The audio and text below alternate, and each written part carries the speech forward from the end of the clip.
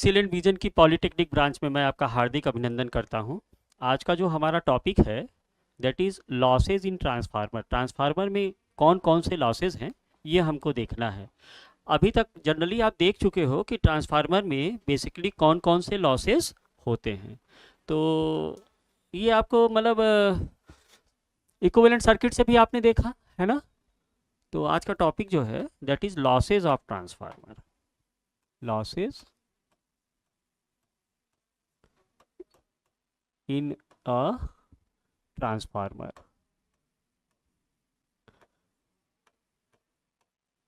है ना। तो जनरली ट्रांसफार्मर में दो तरह के लॉसेस होते हैं बाय डेफिनीशन। आप लोगों ने अगर डेफिनीशन देखा होगा तो मैंने आपसे कहा था कि ट्रांसफार्मर एक स्टैटिक डिवाइस है ना। तो स्टैटिक डिवाइस में इसमें डायनामिकल लॉसेस तो कुछ भी नहीं होगा।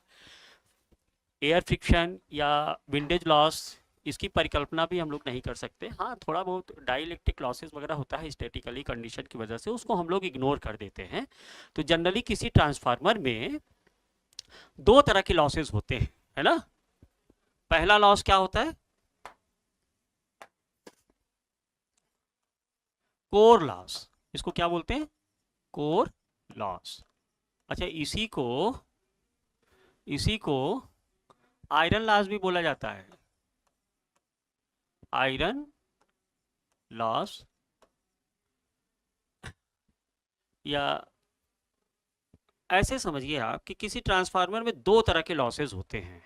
दो तरह के लॉसेस होते हैं, कांस्टेंट लॉस और वेरिएबल लॉस। ऐसे समझो आप तो ज़्यादा सही रहेगा, है ना। पहला मैं कह रहा हूं constant loss. Constant loss.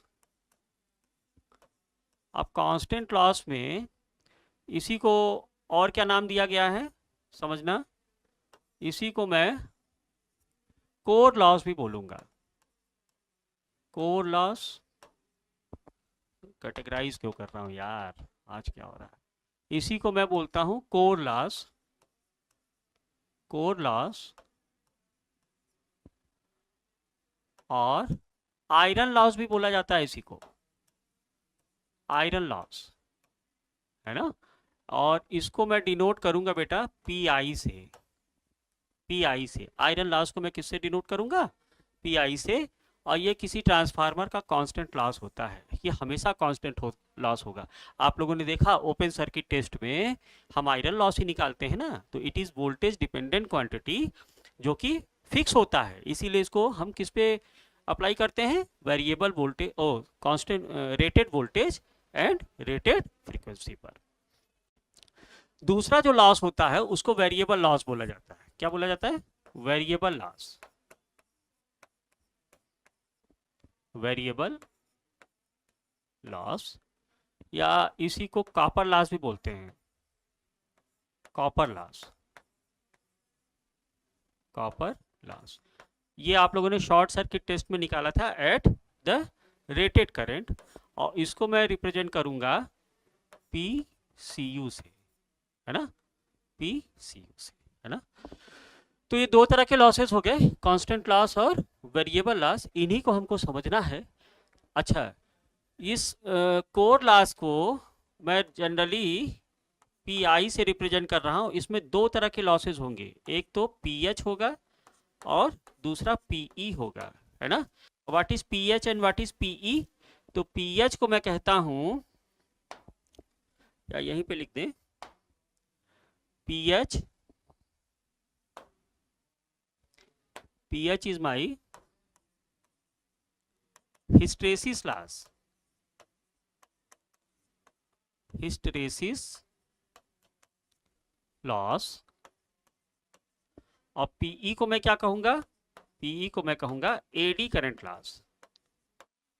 Eddy current loss. तो जनरली इतने तरह के लॉसेस होते हैं। तो सबसे पहले हम लोग कोर लॉस समझते हैं। व्हाट इज कोर लॉस या आयरन लॉस? पहला क्या है? कोर लॉस और आयरन लॉस। इसका बैकग्राउंड ये होता है बेटा कि ट्रांसफार्मर में जो हम लोग कोर यूज़ करते हैं, जनरली जो क्लासिकल वे था उसमें कास्ट आयरन यूज़ किया जाता था। अब कास्ट आयरन की बात भी नहीं होती है ना, उसके अपने सेवरल डिसएडवांटेजेस हैं। जनरली हम लोग सिलिकॉन स्टील से शुरू करते हैं ना, जो आपका जो हिस्टेसिस क्लास का फार्मूला वगैरह देखते हो, उसमें जो कोर मटेरियल क्लासिकल वे में जो यूज़ किया जाता था that is my silicon steel, या आप कह सकते हैं कि hot rolled silicon steel classical वे में यूज़ किया जाता था। अब जनरली कोर मटेरियल इसका बनाया गया है ना, अब इसमें क्या क्या चेंजेस हुए वो हमको सीखना है। तो किसी कोर मटेरियल में आप जानते हो ना, कोर लॉसेस हिस्टेसिस लॉस और एडी करंट लॉसेस से मिलकर बना हुआ है, जो कि उसके बीएच कर्व में, बीएच कर्व से रिप्रेजेंट किया जाता है। तो थोड़ा सा मैं बैकग्राउंड दे दूं किसी कोर के लिए, वैसे आप लोगों ने बेसिक इलेक्ट्रिकल इंजीनियरिंग में इन सब चीज़ों को पढ़ा होगा, मैं थोड़ा सा इसको रिवाइंड कराना चाहता हूं, है ना। तो जनरली क्या है आपका हिस्टेसिस लूप, हिस्टेसिस लूप बनता है किसी कोर के लिए, हिस्टेरेसिस लूप बनता है। अब ये भी जान लो कि हिस्टेसिस लूप फेरोमैग्नेटिक मटेरियल के लिए, ferromagnetic material, generally iron core ही लोगे ना, और इसी में हिस्टेसिस लूप होगा फेरोमैग्नेटिक मटेरियल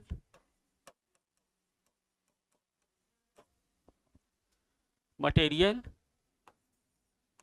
के लिए हिस्टेसिस कर्व बना है, हिस्टेसिस कर्व बना है। ये क्या है, graph between B versus H curve, इसी को तो हिस्टेसिस लूप कहते हैं, या इसी को कहते हैं graph between phi versus I curve भी कहा जाता है इसको, ध्यान देना, graph between phi versus I curve. Hysteresis क्यों कहा जाता है, हिस्टेसिस क्यों कहा जाता है, अगर आपको मैं रिवाइंड कराऊं, हिस्टेसिस का मतलब होता है, हिस्टेसिस का क्या मतलब होता है, हिस्टेरेसिस,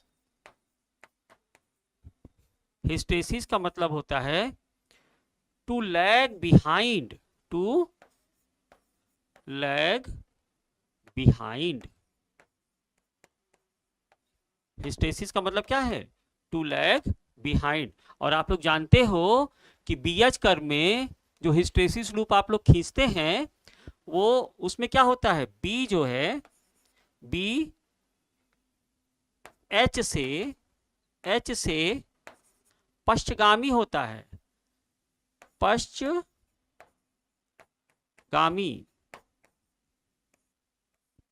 गामी यानी लैग, लैग होता है।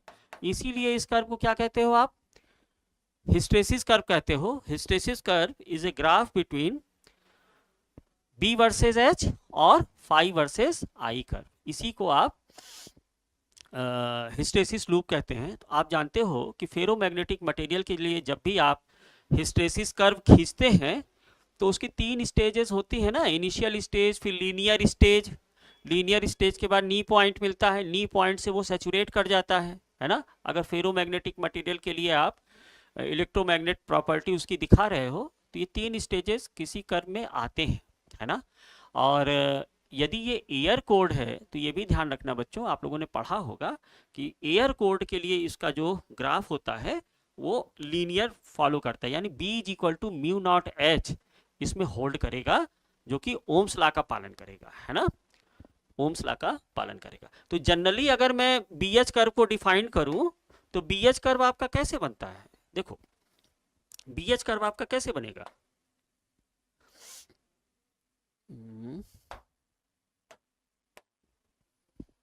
ये आपका बीएच कर्व बनता है, जरा बहुत ध्यान समझना इस चीज को, हाँ, इस तरह से आप बीएच कर्व खींचते हो।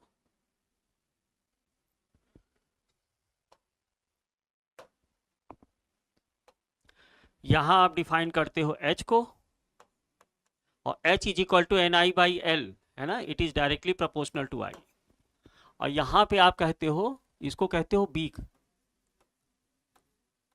बी वर्सेज एस बोल रहे हो ना, it is directly proportional to phi.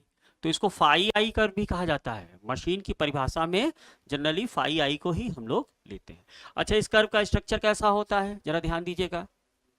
अगर मैं इस तरह से लूं, थोड़ा बना लेते हैं इसको।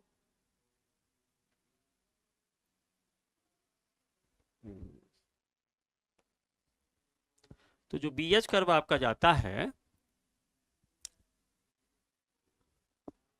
ना भाई, ये ऊपर यहाँ काटेगा, देखते हैं बराबर आता है कि नहीं आता है ना।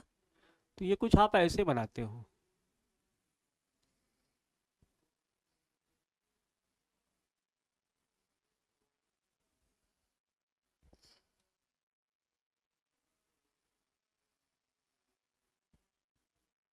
ये कुछ बी एच कर्व आपका इस तरह से आता है ना, इस तरह से आपका बी एच कर्व आता है।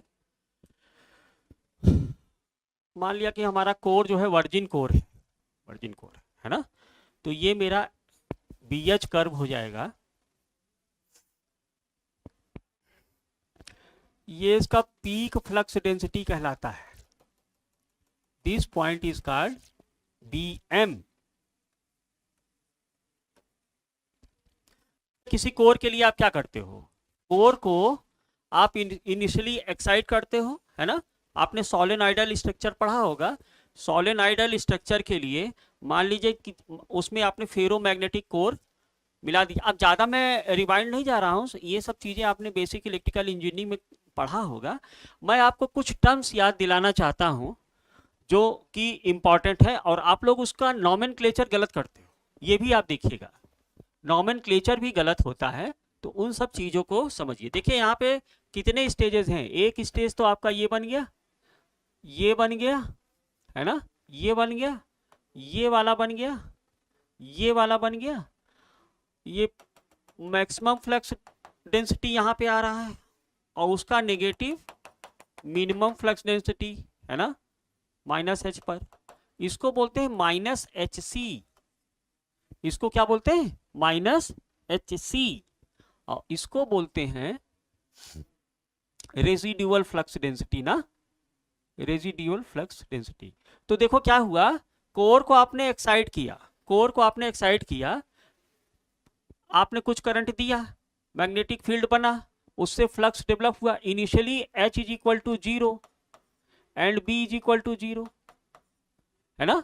लेकिन जैसे जैसे आपने करंट दिया, अगर देखो ये वर्जिन कोर होता तो यहाँ से ये इनिशियली स्टार्ट करता, यहाँ से इनिशियली स्टार्ट करता।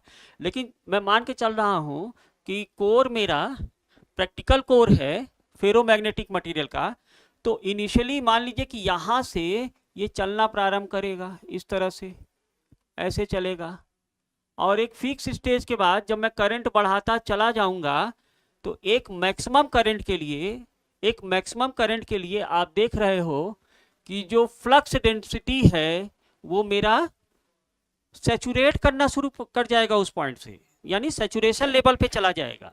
अब मैं कितना भी करंट दूं, यानी कितना भी मैग्नेटिक फील्ड अप्लाई कर दूं, मैग्नेटिक फील्ड इंटेंसिटी को अप्लाई कर दूं, फ्लक्स डेंसिटी मेरा कांस्टेंट हो जाएगा। तो मैं क्या करता हूं कि इसी पीक वैल्यू ऑफ करंट से मैं करंट की वैल्यू को डिक्रीज करना शुरू कर देता हूं। तो जैसे ही मैं डिक्रीज करना शुरू करूंगा, ये H और B दोनों घटना शुरू कर देंगे, दोनों घटना शुरू कर देंगे, लेकिन इनका पाथ बदल जाएगा बेटा। इसका क्या होगा, रास्ता बदल जाएगा। अब जो इसकी घटने की प्रक्रिया होगी वो इस तरफ से होगी, इस तरफ से होगी, यानी इसी को कहते हैं कि इनका पाथ बदल जाएगा। क्यों बदल जाएगा, क्योंकि B H से पश्चगामी होता है।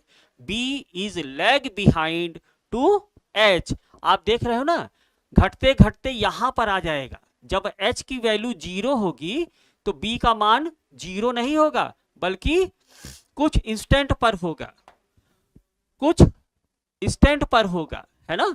तो देखिए अगर आपने मैक्सिमम फ्लक्स डेंसिटी तक इसको कोर को करंट दिया है ना, मतलब वाइंडिंग को करंट दिया, कोर में मैक्सिमम फ्लक्स डेंसिटी तक उत्पन्न आपने करा दिया, तो इस मैक्सिमम फ्लक्स डेंसिटी को बोलते हैं रिटेंटिविटी। ध्यान रखना इस चीज को, मैक्सिमम फ्लक्स डेंसिटी को क्या बोलते हैं? रिटेंटिविटी। यानी बीएम तक आपने सैचुरेट करा दिया तो ये इसकी रिटेंटिविटी कहलाएगी, retentivity. This point is called, इस पॉइंट को आप रिप्रेजेंट करते हो किससे? रिटेंटिविटी से, रिटेंटिविटी, ठीक ना। अब मान लीजिए कि आपने कोर को कुछ इंस्टेंट तक सैचुरेट कराया और उसके बाद H की वैल्यू तो जीरो हो गई, घटाने पर H की वैल्यू तो जीरो हो गई, लेकिन B की वैल्यू जीरो नहीं होती है। इस पॉइंट को बोलते हैं रेसिडुअल। ओहो, कहां चला गया? इस पॉइंट को क्या बोलेंगे? इस पॉइंट को बोलेंगे रेसिडुअल फ्लक्स डेंसिटी। क्या बोलेंगे? Residual, residual flux density.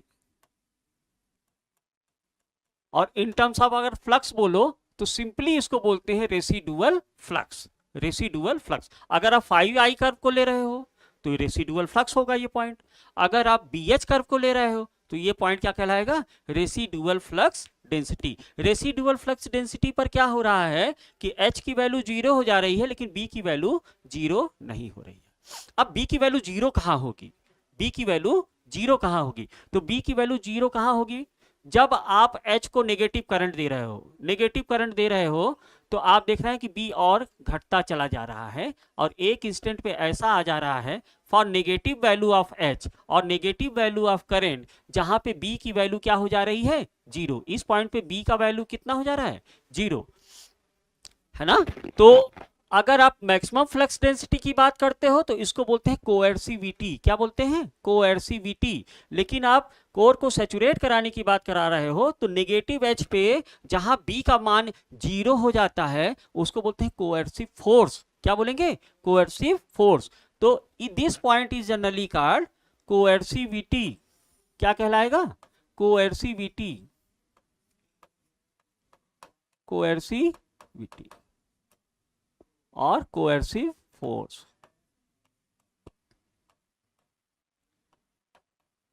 अब ये सब मैं लिखवाऊंगा नहीं, आप लोगों ने बेसिक इलेक्ट्रिकल इंजीनियरिंग फेरो मैग्नेटिक प्रॉपर्टी में पढ़ा होगा।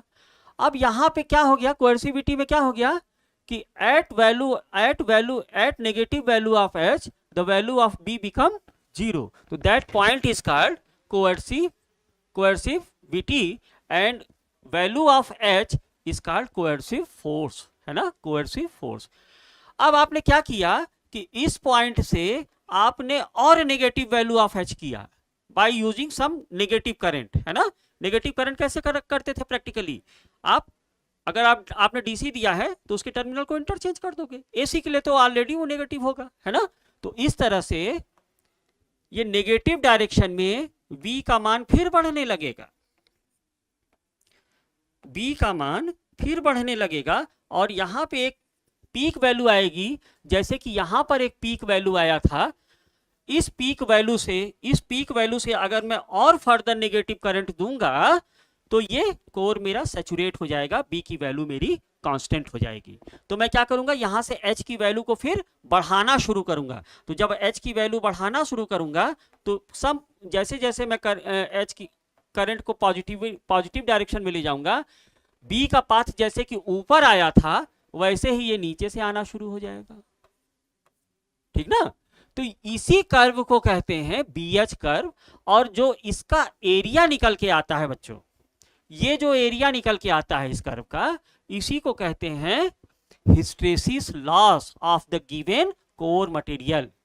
This area of curve is called hysteresis loss of the given core material, है ना। तो अच्छा, यहीं पे एक बात ध्यान रखना कि अगर मैं यहां से सैचुरेट कराना शुरू कर दूं, यहां से सैचुरेट कराना शुरू कर दूं तो जो मुझे फाइनली कर्व मिलता है, मान लीजिए कि एक वैल्यू ऑफ एच मैं यहाँ ले लेता हूँ मैक्सिमम, एक वैल्यू ऑफ एच मैं यहाँ ले लेता हूँ, एक वैल्यू ऑफ एच मैं यहाँ ले लेता हूँ, एक वैल्यू ऑफ एच मैं यहाँ ले लेता हूँ, तो मुझे डिफरेंट कर्व मिलेंगे ना, मुझे डिफरेंट कर्व मिलेंगे ना। देखो कुछ ऐसे कर्व मिलेंगे मुझे, या कुछ ऐसे कर्व मिलेंगे मुझे, या कुछ ऐसे कर्व मिलेंगे मुझे, है ना। इस तरह से कर्व मुझे मिलते जाएंगे। तो ये जो डिफरेंट डिफरेंट पॉइंट्स पे मुझे रेसिडुअल फ्लक्स की वैल्यूज मिल रही है, इसी लाइन को मैं मिला दूं तो इसी जो मुझे एक रेखा मिल रही है उसी को बोलते हैं सैचुरेशन कर्व, है ना। बीएच कर्व दरअसल उसी एक लाइन से हम डिफाइन कर देते हैं। जनरली बीएच कर्व को हम इस तरह से डिफाइन कर देते हैं। अगर वर्जिन कोर है तो H बराबर H और B बराबर 0 से लेते हैं, लेकिन अगर इसमें कुछ रेसिडुअल मैग्नेटिज्म है, रेसिडुअल मैग्नेटिज्म है, देखो यहाँ पे वर्जिन कोर है तब तो हम B बराबर 0 और H बराबर 0 लेके चलते हैं इस तरह से, ठीक ना। या अगर इसमें अगर कुछ रेसिडुअल मैग्नेटिज्म पहले से रहा होगा, जैसे डीसी मशीन में हम लोग ऐसे कोर को यूज करेंगे, है ना, उसमें कुछ रेसिडुअल मैग्नेटिज्म होना चाहिए, तो उसका कर्व कुछ इस तरह से आ जाता है ना। तो ये जो कर्व होता है फॉर डिफरेंट डिफरेंट प्लॉटिंग, इसी को हम लोग बीएच कर्व के लिए एक सिंगल लाइन डायग्राम से रिप्रेजेंट कर देते हैं। एयर कोड के लिए एक पूरा ये स्ट्रेट लाइन होगा, एयर कोड के लिए ये पूरा क्या होगा, एक स्ट्रेट लाइन होगा, है ना। तो area of BH curve,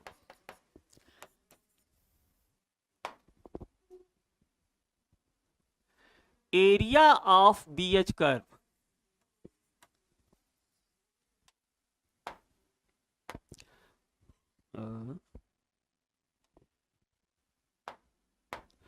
area of BH curve, area of BH curve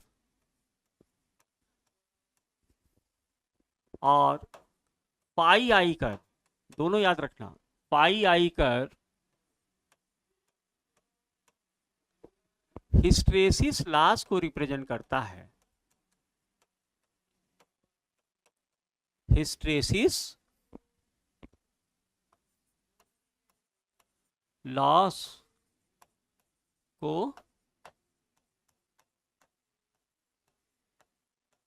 represent करता है ना, ये बात होती है ना। हिस्टेरेसिस लॉस को आप अच्छा, इसी में ये भी आपको मालूम होगा कि दो तरह के मैग्नेटिक मटेरियल्स मिलते हैं हमको, एक हार्ड मैग्नेटिक मटेरियल और दूसरा सॉफ्ट मैग्नेटिक मटेरियल। तो हार्ड मैग्नेटिक मटेरियल कैसा होता है भाई, उसका हिस्टेरेसिस लूप ज्यादा होता है, इस तरह से, है ना।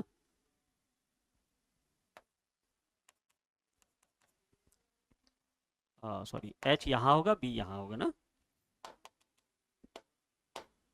H B, है ना। इसको बोलेंगे hard magnetic material, hard magnetic material, है ना।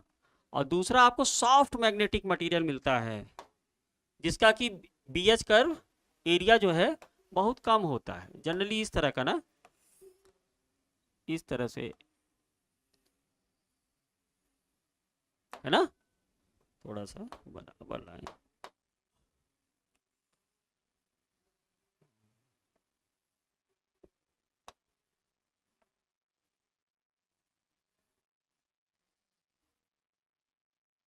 इस तरह का, है ना। तो इसको बोलेंगे soft magnetic material, soft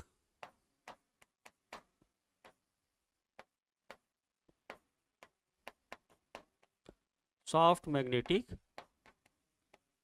material, है ना। तो सॉफ्ट मैग्नेटिक मटेरियल जनरली हम मशीन डिजाइन या ट्रांसफार्मर डिजाइन के लिए करते हैं, क्यों, क्योंकि इसका हिस्टेरेसिस लॉस कम होता है ना, इसका हिस्टेरेसिस लॉस आपका कम होता है, समझते। और हार्ड मैग्नेटिक मटेरियल का एरिया आप देख रहे हो बहुत ज्यादा होता है ना। तो जनरली इसको मेजरमेंट पर्पस से, जैसे पीएमएमसी टाइप के इंस्ट्रूमेंट जब हम बनाते हैं, तो पीएमएमसी टाइप के इंस्ट्रूमेंट बनाने के लिए हम जनरली हार्ड मैग्नेटिक मटेरियल का यूज करते हैं, है ना। तो जनरली जो कोर लॉस होंगे किसी ट्रांसफार्मर में, अब आ जाओ यहां पे, मैं आयरन लॉस की बात कर रहा हूं ना, आयरन लॉस। तो आयरन लॉस बेटा यहां पे दो तरह के लॉसेस हैं, एक तो हिस्टेरिसिस लॉस है,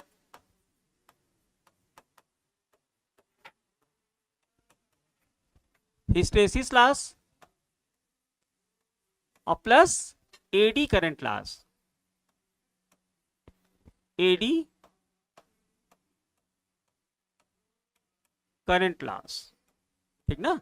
इसको मैं रिप्रेजेंट करूंगा पीएच से, और इसको रिप्रेजेंट किया जाता है पीई से। अभी एडी करंट लॉस मैंने आपको नहीं बताया है, सबसे पहले हिस्टेरिसिस लॉस ही देखो। तो हिस्टेरिसिस लॉस को कैसे डिफाइन कर रहा हूं मैं, पीएच का फार्मूला होता है, ध्यान रखना, PH is equal to K H B M to the power X F, है ना।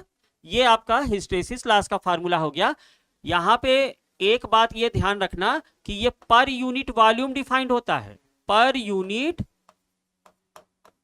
वॉल्यूम। ये जो भी फार्मूला है ये पर यूनिट वॉल्यूम है, हिस्टेरिसिस लॉस पर यूनिट वॉल्यूम। इसका मतलब ये हुआ कि अगर आप कोर मटेरियल का आयतन बढ़ा दोगे, वॉल्यूम बढ़ा दोगे, तो हिस्टेरिसिस लॉस को बढ़ना ही है, it is directly proportionate to volume. दूसरा मैं कह रहा हूं eddy current loss, eddy current loss, अब इसको डिफाइन करते हैं K E bm square F square T square, और इसको भी आप कहा करिए पूरा नाम, per unit volume, per unit volume, है ना। जहां bm क्या है, bm को आप कहते हो maximum flux density, maximum flux density. F क्या है, supply frequency, supply frequency,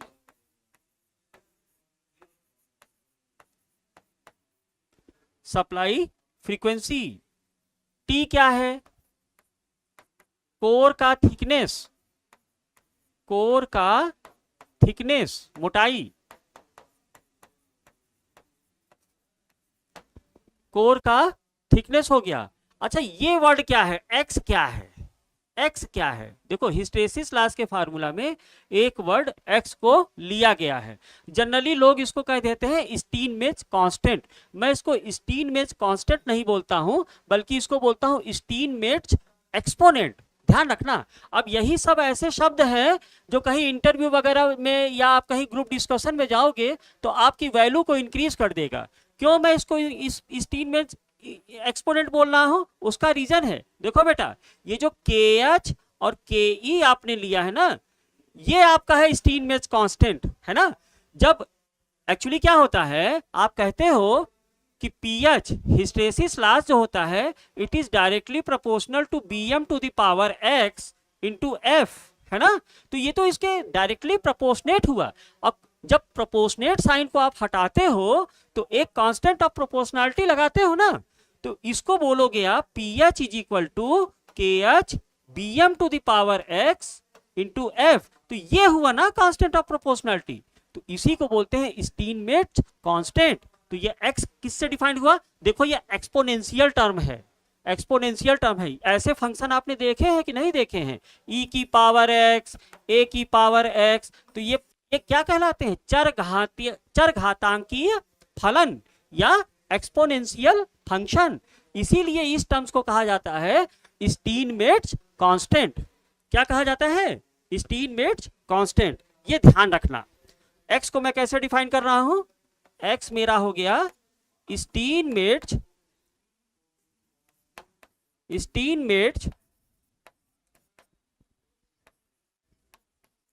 constant, और इसी को आप देखे होगे फार्मूला वगैरह में जब आप लगाते हो तो x की वैल्यू 1.6 ले लेते हो, है ना। तो ये 1.6 जो डिफाइंड है ना, ये सिलिकॉन स्टील के लिए डिफाइंड है। सिलिकॉन स्टील यानी कोर में आप सिलिकॉन स्टील की मिलावट करते हो, है ना।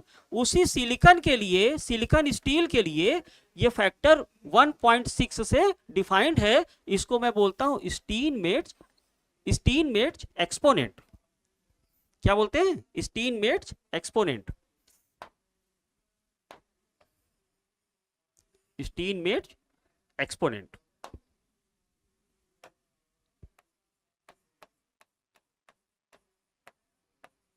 स्टीनमेट्स एक्सपोनेंट। और ये KH, इसको KH को या KE को जनरली कहते हैं हिस्टेरेसिस कांस्टेंट, हिस्टेरेसिस कांस्टेंट, या इन सिंपल आप सीधे बोलो यही तो आपने कांस्टेंट टर्म लिया है ना, तो दोनों को आप डिफाइन कर सकते हो यहाँ पे, KH और KE। ये दोनों मेरे क्या हो गए? हिस्टेरेसिस लॉस के लिए स्टीनमेट्स कांस्टेंट, और KE क्या हो गया? एडी करंट लॉस के लिए स्टीनमेट्स कांस्टेंट। तो ये हो गया मेरा स्टीनमेट्स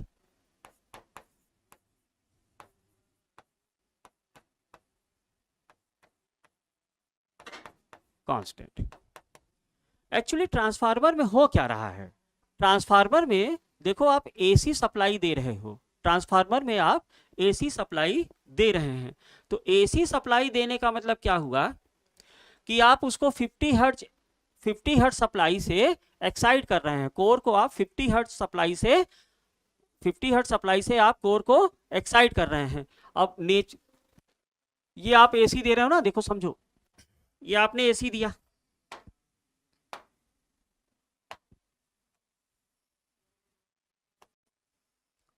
बात समझिए, AC सिग्नल चला गया है, AC सिग्नल चला गया है। इसका फ्रीक्वेंसी कितना है?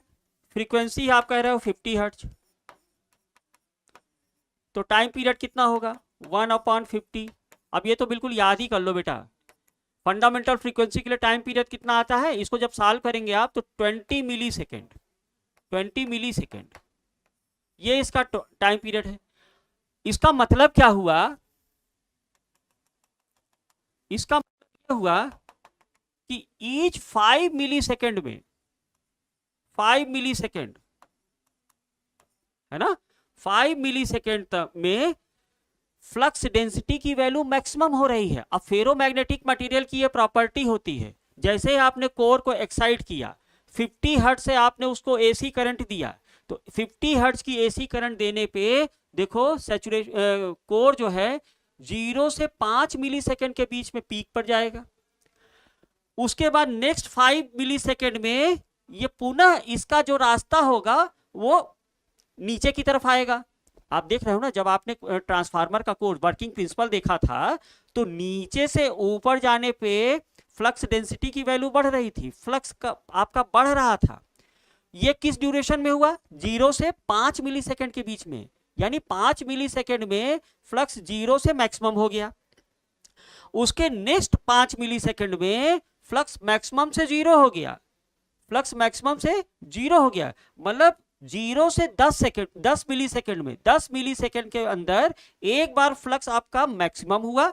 मैक्सिमम होने के बाद नेक्स्ट 5 मिली सेकेंड में वो मिनिमम हुआ। अब मिनिमम होने के बाद फ्लक्स गया नेगेटिव डायरेक्शन में, नेगेटिव डायरेक्शन में गया। तो नेगेटिव डायरेक्शन में कैसे जाएगा? वो अपना रास्ता जो है वो चेंज करेगा, विपरीत दिशा में जाएगा।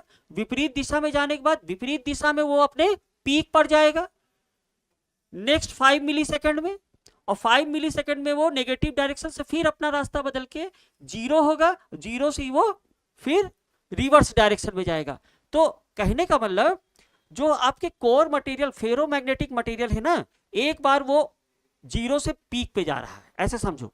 अब पीक पे जाने के बाद वो पलट रहा है, बैक हो रहा है, बैक होने के बाद वो रिवर्स डायरेक्शन में आ रहा है। उस टाइम जोन में कुछ जो, अब इसमें कुछ टाइम लैग होगा, ये तुरंत इंस्टेंटेनियसली नहीं हो जाएगा, लेकिन बहुत फास्ट प्रोसेस हो रहा है। देख रहे हैं ना, 0 से 10 सेकंड में वो पीक पे जा रहा है, पीक से नीचे आ रहा है, फिर नेगेटिव डायरेक्शन अपना रास्ता रिवर्स कर रहा है, उसके बाद जब वो रिवर्स करके नीचे आ रहा होगा कुछ अलाइन मटेरियल ऊपर जा रहे होंगे, तो इससे क्या होगा, फेरोमैग्नेटिक मटेरियल में आपस में टकराव होगा बेटा।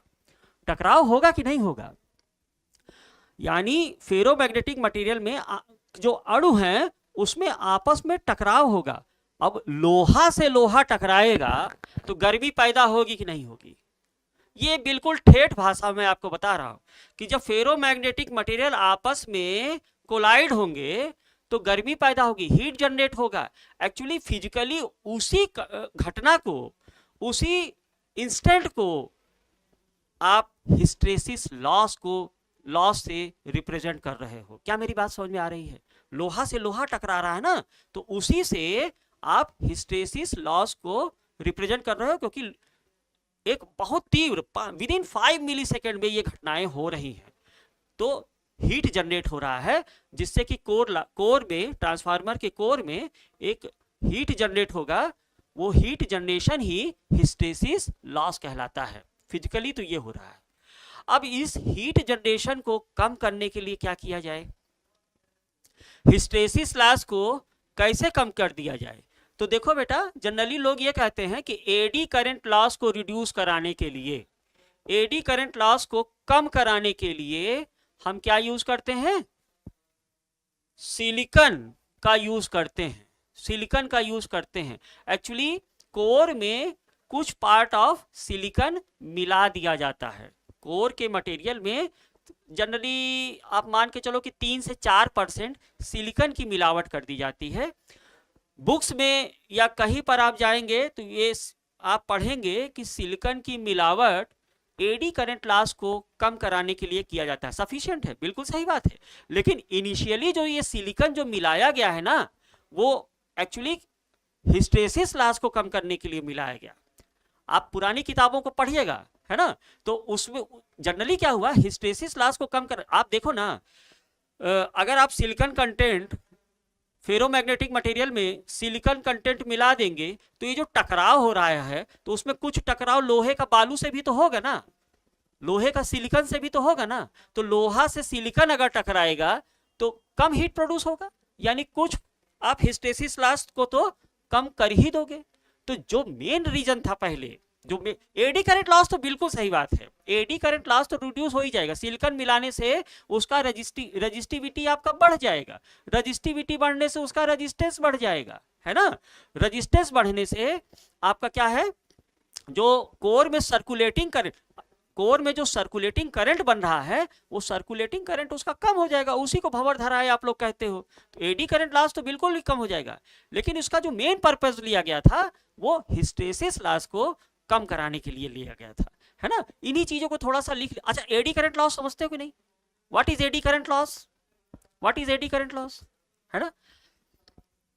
कोर में आपका फ्लक्स परिवर्तन हो रहा है कि नहीं? आप एसी सप्लाई दिए हो ना, तो 0 से 5 सेकंड पीक, फिर नेक्स्ट 5 सेकंड 0, फिर नेक्स्ट 5 सेकंड नेगेटिव पीक, फिर नेक्स्ट 5 सेकंड 0, फिर नेक्स्ट 5 सेकंड पॉजिटिव पीक। इस तरह से प्रोसेस चल रहा है ना, तो इसमें फ्लक्स में परिवर्तन हो रहा है। कोर के फ्लक्स में भी तो परिवर्तन हो रहा है।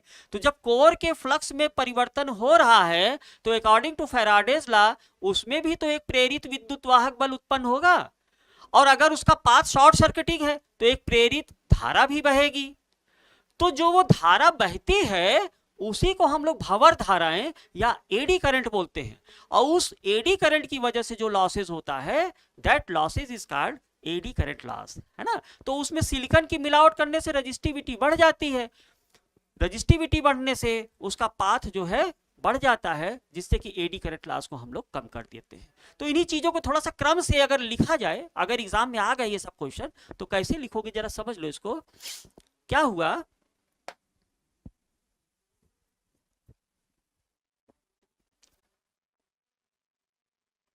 इसमें आप लिखना कि हिस्टेरेसिस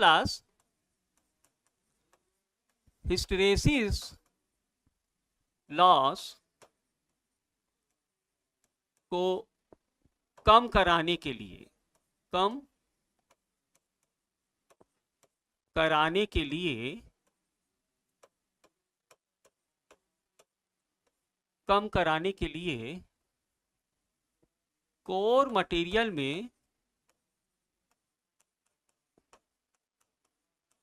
मटेरियल में सिलिकॉन की मिलावट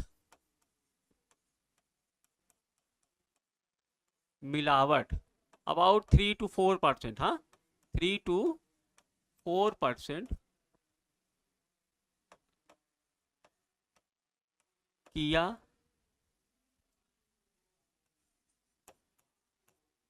जाता है। एक्चुअली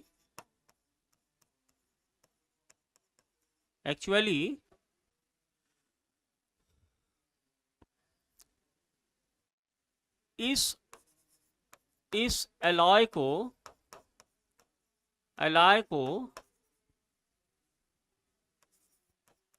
शुरुआती क्षणों में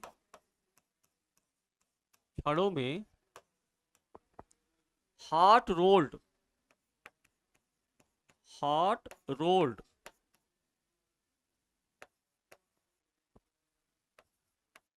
सिलिकॉन स्टील का प्रयोग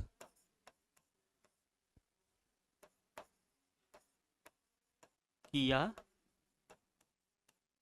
जाता था। लेकिन हॉट रोल्ड सिलिकॉन स्टील से हमको दिक्कत क्या हुई? हाँ देखो,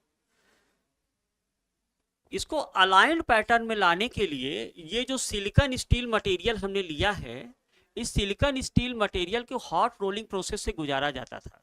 तो हॉट रोलिंग प्रोसेस से क्या हुआ कि हमको पतली स्लाइसेस मिल जाती थी, जिसका कि एक फिक्स अलाइंड पैटर्न होता था। ये जो जीरो से पीक से जीरो से फिर नेगेटिव पीक, ये जो क्रियाएं होती थी ना, ये एक अलाइंड पैटर्न में होती थी। लेकिन हॉट रोलिंग से सबसे बड़ी दिक्कत ये आई कि जो पदार्थ है हमारा, मैग्नेटिक मटेरियल है, उसकी मैग्नेटिक प्रॉपर्टी डिक्रीज करने लगी। आपने ये जनरल फिजिक्स में भी पढ़ा होगा कि अगर किसी मैग्नेट का मैग्नेटिक प्रॉपर्टी खत्म करना है तो उसको हीट दे दो। टेम्परेचर के देने से किसी फेरोमैग्नेटिक मटेरियल या मैग्नेटिक मटेरियल की मैग्नेटिक प्रॉपर्टी कम हो जाती है ना। तो क्या करें हम, इस चीज को लिख लो। सिंस हॉट रोलिंग के कारण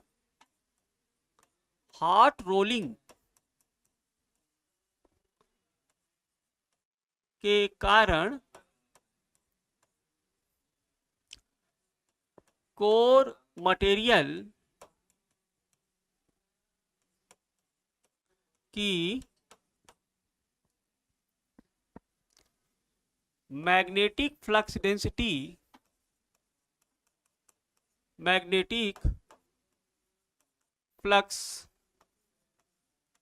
डेंसिटी हम लोग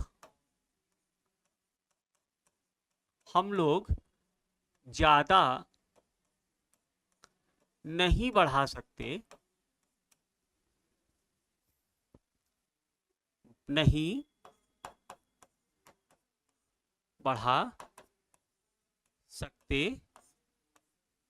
बिकॉज ऑफ टेम्परेचर इफेक्ट। याद रखना, बिकॉज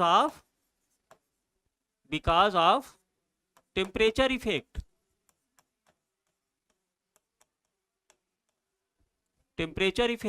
बात समझ रहे हैं आप मेरी? Because of temperature effect.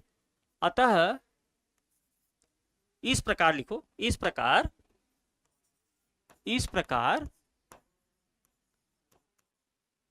इस प्रकार Bm की value, Bm is equal to 1.5 है ना, 1.5 टेस्ला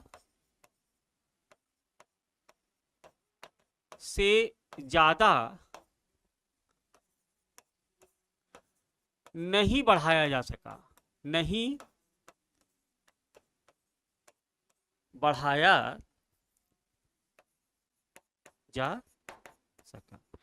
अब मुझे आप एक बात बताइए, किसी ट्रांसफार्मर की कोर डिजाइन के लिए Bm की वैल्यू कम ज्यादा अच्छा है कि Bm की वैल्यू ज्यादा? होना चाहिए, है ना? क्या होना चाहिए? बीएम को आप इंक्रीज कराना चाहेंगे कि बीएम की वैल्यू को आप कम से कम रखना चाहेंगे? देखो आपके पास फार्मूला है, फार्मूला जब आप लोगों ने वोल्टेज जनरेशन का फार्मूला निकाला था तो आपके पास फार्मूला क्या आया था? देखो अगर आपको याद हो तो V इन जनरल क्या लिखते हो? Under root 2 pi F phi M into number of turns, यही तो लिखते हो। इस फाई एम को आप क्या लिख सकते हैं? इस फाई एम को लिख सकते हैं under root 2 pi F, phi M को आप लिख सकते हो बी एम इंटू ए इंटू एन। अब आप देखो ये सारे टर्म्स आपके कांस्टेंट हैं, ये टर्म आपका कांस्टेंट है, उसी तरह नंबर ऑफ टर्न्स आपके किसी ट्रांसफार्मर के लिए कांस्टेंट है। तो आप कह सकते हो ना कि जो V है V is directly proportional to B M into A. मेरी बात समझ रहे हैं आप? तो कम BM के लिए अगर BM आपका कम है फॉर ए कांस्टेंट वोल्टेज तो एरिया ऑफ कोर आपको बढ़ाना पड़ेगा ना, यानी ट्रांसफार्मर आपका ज्यादा कोर एरिया कंजिस्ट करेगा। अब कोर का एरिया ज्यादा है तो उसमें जो वाइंडिंग आप लपेटोगे वो भी तो आप ज्यादा लगाओगे, है ना? तो हमारा ये प्रयास होना चाहिए कि किसी ट्रांसफार्मर की कोर डिजाइन के लिए जो फ्लक्स डेंसिटी है उसको ज्यादा से ज्यादा किया जाए। लेकिन हार्ट रोलिंग में ये चीज संभव नहीं है। बीएम को हम कहां तक बढ़ा सके? मैक्सिमम 1.5 टेस्ला तक बढ़ा सके, क्योंकि हॉट रोलिंग में उसकी मैग्नेटिक प्रॉपर्टी का खत्म होने का आशय था, है ना? तो इसके बाद क्या हुआ? इसके बाद कहा गया भाई ये प्रॉब्लम कहां से आ रही थी? इस हॉट रोलिंग की वजह से आ रहा था ना, इस हॉट रोलिंग की वजह से आ रहा था। तो लोगों ने ये सजेस्ट किया, हमारे साइंटिस्ट ने ये सजेस्ट किया कि हॉट रोलिंग ना करा के कोल्ड रोलिंग कराया जाए, है ना? इस जो अलाइंड पैटर्न है, जो असाइनिंग है उसका, वो हॉट रोलिंग ना करा के कोल्ड रोलिंग कराया जाए। तो इस व्यथा को दूर करने के लिए क्या किया गया? नेक्स्ट लिखो। इस परेशानी को इस परेशानी को दूर करने के लिए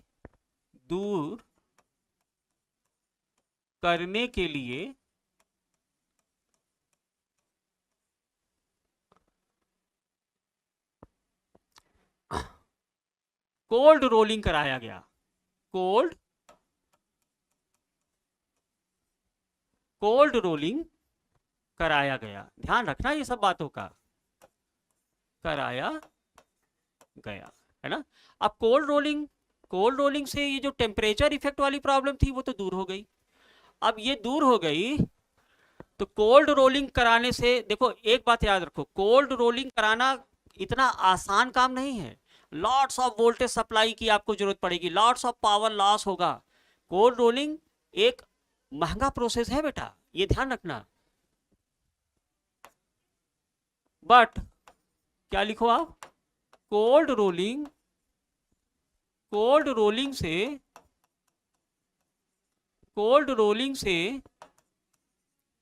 खर्चा बढ़ गया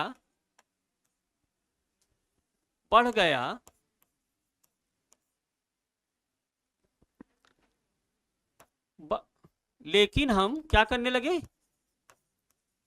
लेकिन हम बीएम का मान 1.5 टेस्ला से 1.8 टेस्ला तक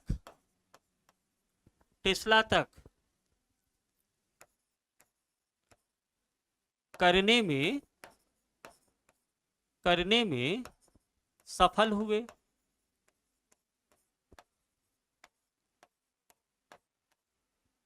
परंतु अब यहां पे ध्यान रखना, परंतु इस प्रोसेस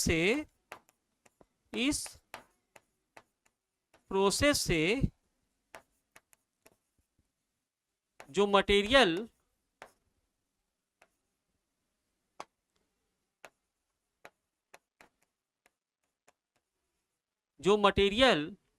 प्राप्त हुआ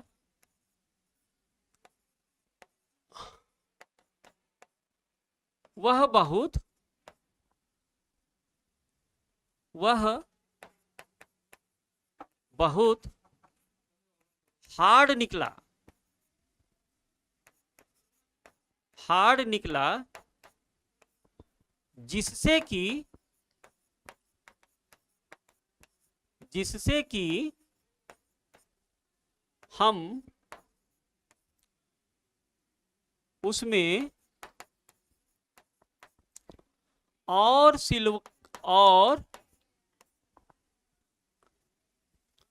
सिलिकॉन की मिलावट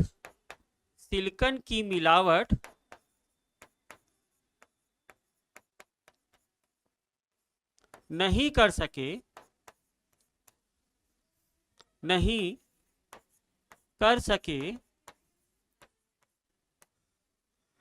जिससे एडी करंट लॉस में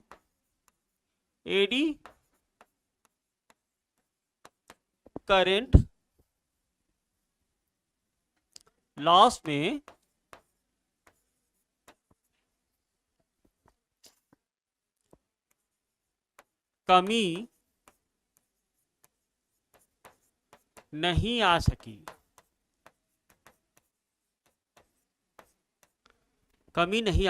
देखो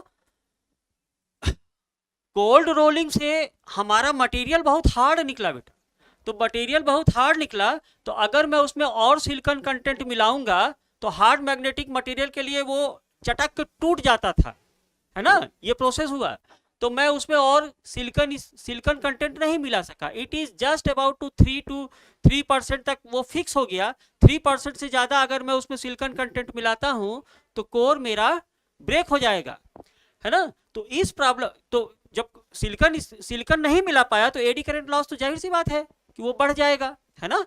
तो एडी करंट लॉस को कम कैसे कराया जाए, है ना, एडी करंट लॉस को कैसे कम कराया जाए, तो एडी करंट लॉस देखो जरा,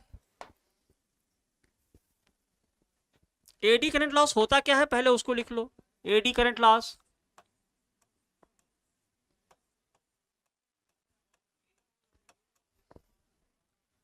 करंट लॉस, इसके लिए आप लिखिएगा कोर में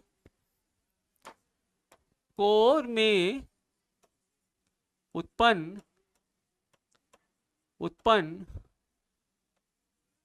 फ्लक्स परिवर्तन के कारण, फ्लक्स परिवर्तन के कारण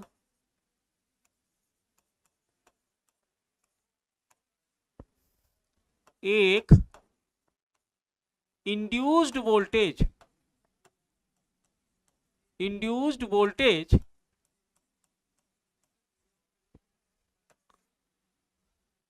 लिख लेना बाई फैराडेज लॉ, है ना, फैराडे लॉ के कारण ही तो होगा, फैराडेज लॉ उत्पन्न होगा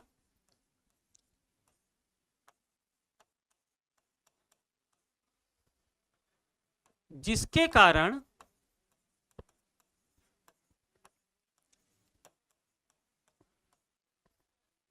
कोर में एक सर्कुलेटिंग करंट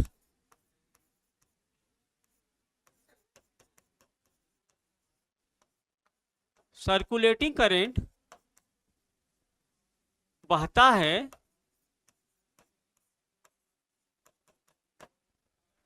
इसी को भंवर धाराएं, क्या कहते हैं, भंवर धाराएं या एडी करंट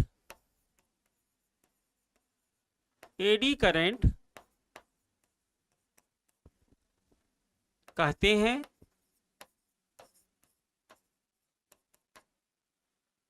तथा इससे उत्पन्न हानियों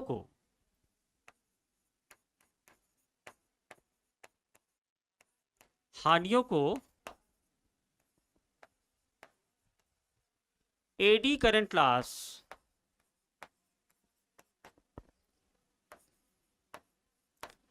कहा जाता है। अब एडी करंट लॉस का मैंने आपको फार्मूला बताया, PE is equal to K H B M square F square into T square per unit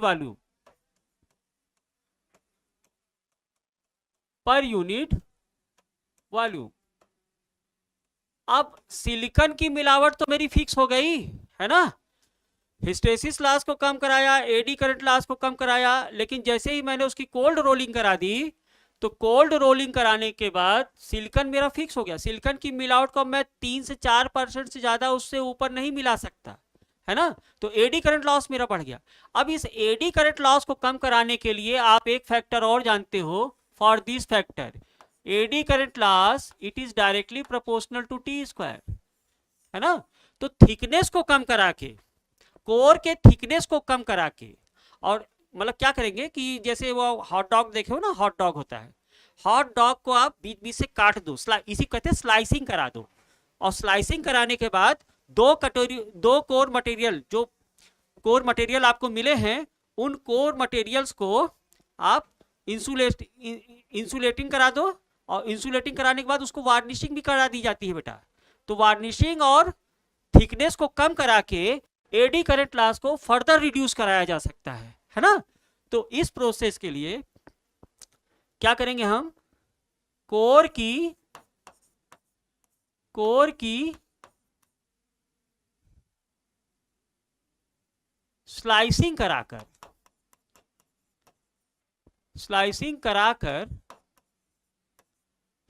कराकर वार्निशिंग कराई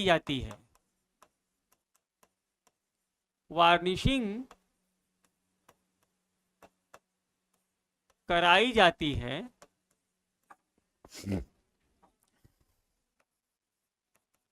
जिससे कि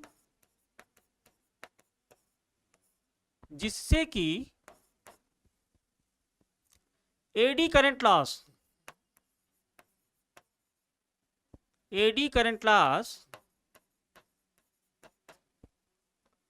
और कम कराया जा सके,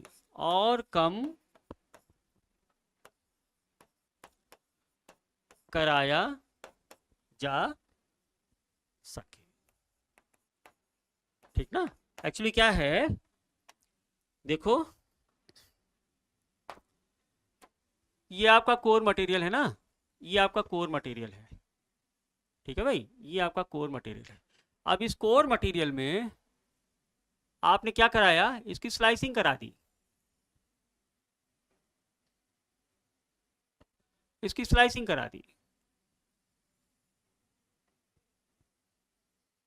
इस तरह से,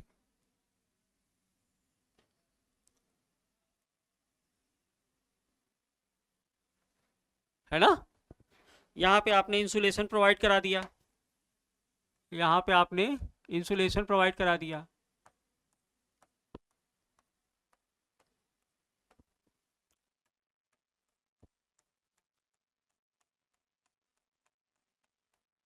इस तरह से आपने इंसुलेशन प्रोवाइड करा दिया। तो जो इनिशियली थिकनेस टी था, अब उसकी मोटाई कम हो गई, और जो करंट का सर्कुलेटिंग पाथ था वो कुछ ऐसा था ना, इस तरह से, या कुछ करंट ऐसे गई होगी, या कुछ करंट ऐसे गई होगी, है ना। इस तरह से एक वलय बना रहा था, ये वलय बना रहा था ना, इस तरह से वलय बना रहा था। तो अब देखिए इस वलय के लिए एरिया क्रॉस सेक्शन आपका कम हो गया ना, एरिया क्रॉस सेक्शन आपका कम हो गया, और इनके पाथ में जो रुकावट थी वो बढ़ गया। तो जब पाथ में जब रुकावट आएगी तो इसका रेजिस्टेंस आपका बढ़ जाएगा ना, रेजिस्टेंस आपका इंक्रीज हो जाएगा। तो जब रेजिस्टेंस आपका इंक्रीज हो जाएगा तो ये जो भंवर धाराएं सर्कुलेट कर रही हैं, ये भंवर धाराएं आपकी कम हो जाएंगी, तो एडी करंट लॉस भी आपका कम हो जाएगा, है ना। अब आगे लिखना फर्दर,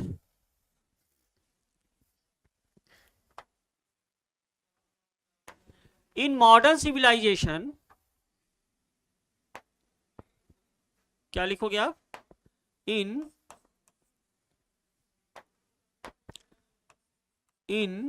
मॉडर्न सिविलाइजेशन,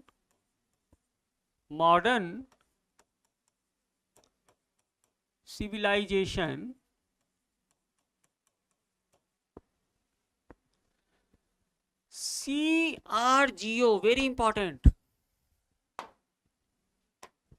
क्या कह रहा हूं मैं? CRGO, है ना? इसका फुल फॉर्म होता है cold rolled grain oriented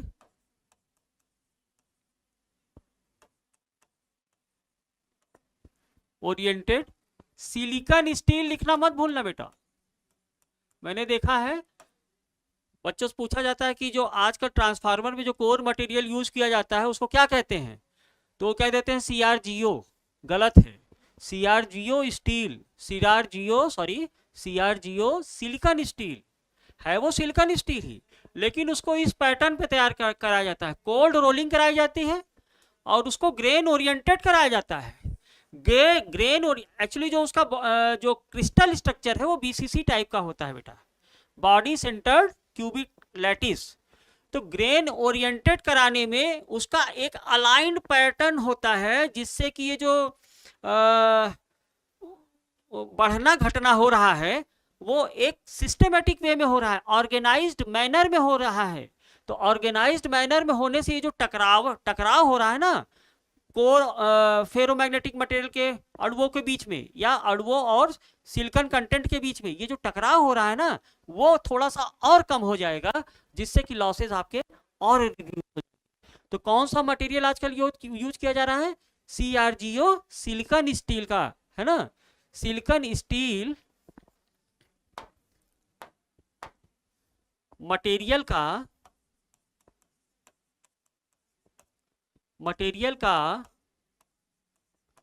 use किया जाता है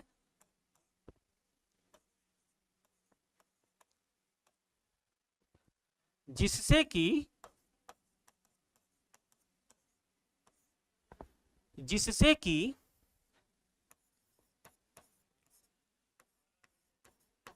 कोर लॉस को और कम किया जा सके, और कम किया जा सके। ठीक ना? अब आ जाओ कोर लॉस के कैलकुलेशन पे। आई थिंक आपको हिस्ट्री थोड़ा सा समझ में आ गया होगा। तो मैंने आपको यहाँ पे ये बताया है कि कोर लॉस को जनरली कम कराने के लिए सिलिकॉन कंटेंट मिलाए जाते हैं। और दूसरा तरीका क्या है कि अगर देखो हिस्टेसिस लूप जितना कम से कम होगा उसका हिस्टेसिस लॉस तो उतना ही कम होगा ना, तो उस एरिया को मुझे कम करना है, सिलिकॉन कंटेंट मिलाया गया। ये बात सत्य है बेटा। बुक्स में जनरली एडी करंट लॉस को रिड्यूस कराने के लिए होता है। एडी करंट लॉस तो रिड्यूस कराया गया है, लेकिन जो इसका मेन कंटेंट था कि हिस्टेसिस लॉस को कम कराने के लिए सिलिकॉन कंटेंट मिलाया गया है। लेकिन जनरली बुक्स के पैटर्न में आप जाइए तो एडी करंट, ऑब्जेक्टिव क्वेश्चन में जाइए तो एडी करंट, तो जो पैटर्न चल रहा है उस पैटर्न को आप लीजिए। प्रैक्टिकली जो सत्य बात है वो मैं आपको बताने की कोशिश कर रहा हूँ। और अगर कोई एकदम बोझिल कर दे कि नहीं एडी करंट लॉस, तो आप बोल दो भैया कि एडी करंट लॉस है, लेकिन जनरली जितना मुझसे हो सका, जो मैंने कंटेंट आपके लिए प्राप्त किया, जहाँ से भी प्राप्त किया, उसके हिसाब से मैं आपको बता रहा हूँ कि सिलिकॉन कंटेंट मिलाने से हिस्टेसिस लॉस और एडी करंट लॉस दोनों रिड्यूस किया जा सकता है। मान लो कि एडी करंट लॉस ही है, तरीका मैंने आपको पूरा बता दिया। अब आ जाओ हिस्टेसिस लॉस के कैलकुलेशन पर, है ना? हिस्टेसिस लॉस के कैलकुलेशन पर आ जाइए, या कैलकुलेशन ऑफ आयरन लॉस सीधे लिखो, कैलकुलेशन ऑफ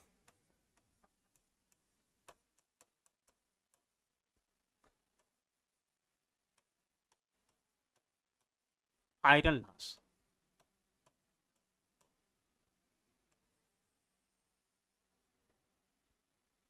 अच्छा, थोड़ा सा इसमें एक बात और लिख लेना,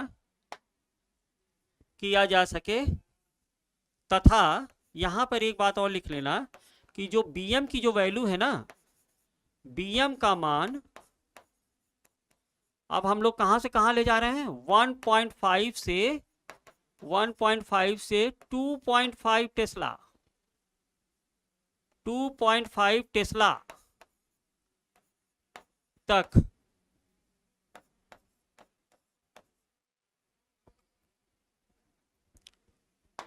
2.5 टेस्ला तक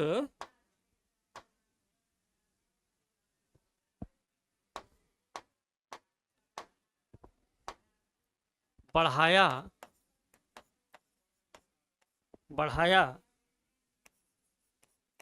जा सकता है। और यहां पे ध्यान देना, कभी कभी ये भी पूछ लेता है कि कोर की थिकनेस बेटा, बहुत इंपॉर्टेंट क्वेश्चंस बनते हैं। इसको हमने 0.35 mm टू 0.8 mm तक, जैसी हमारी रिक्वायरमेंट हो,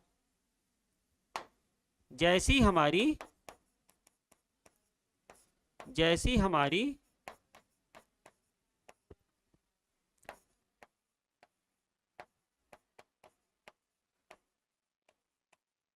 रिक्वायरमेंट है, उस हिसाब से डिजाइन किया जाता है। ठीक ना, ये बहुत कभी कभी ऑब्जेक्टिव क्वेश्चन में भी ये क्वेश्चन पूछ लेते हैं, तो इसको भी आप ध्यान में रखिएगा।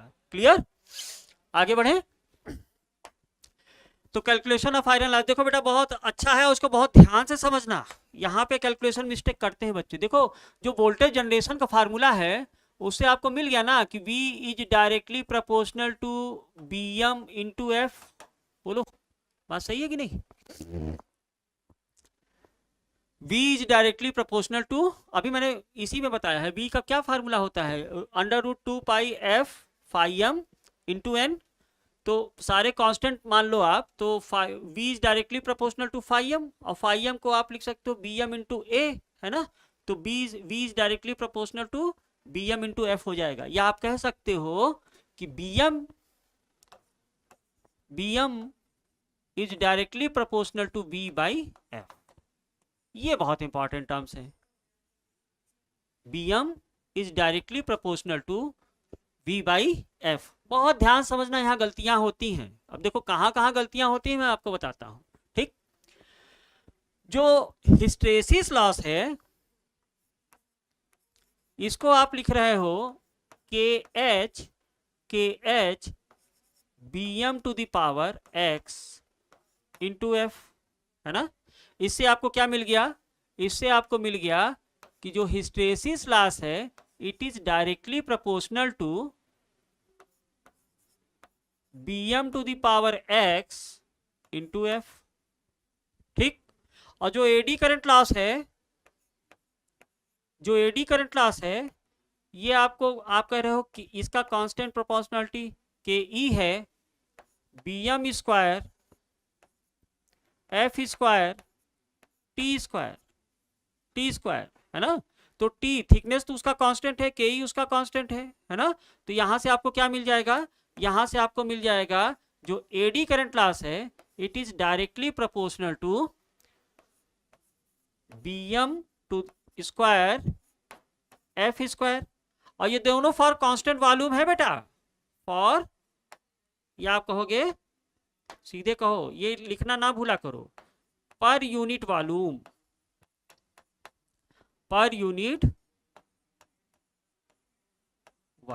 है ना, पर यूनिट वॉल्यूम। तो ये आपका फार्मूला निकल के आया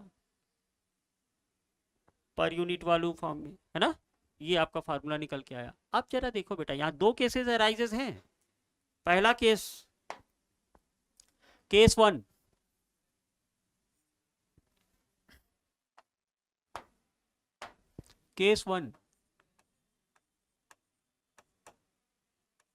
क्या मैं कह रहा हूं, व्हेन v बाई एफ का जो रेशियो है ये कांस्टेंट है, v बाई एफ का रेशियो क्या है, कांस्टेंट है, तब क्या करोगे, v बाई एफ का रेशियो आपका कांस्टेंट है।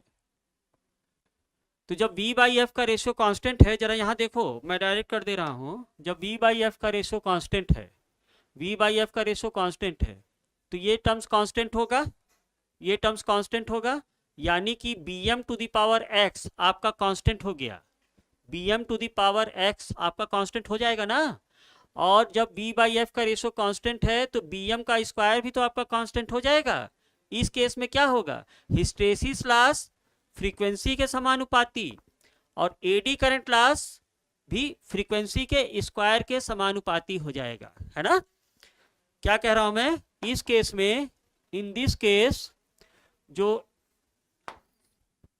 आपका हिस्टेरिसिस लॉस है, hysteresis loss it is directly proportional to frequency, और जो एडी करंट लॉस होगा ये भी डायरेक्टली प्रोपोर्शनल टू फ्रीक्वेंसी के स्क्वायर हो जाएगा।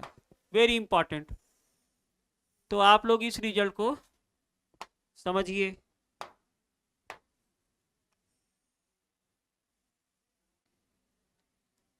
ये रिजल्ट मिलेगा तब, है ना, ये रिजल्ट मिल जाएगा। समझ में आया। v बाई एफ का रेशियो अगर कांस्टेंट है तो हिस्टेरिसिस लॉस फ्रीक्वेंसी के डायरेक्टली प्रोपोर्शनेट होगा, और एडी करंट लॉस फ्रीक्वेंसी के स्क्वायर के डायरेक्टली प्रोपोर्शनेट होगा। अब यहीं से आप देख लो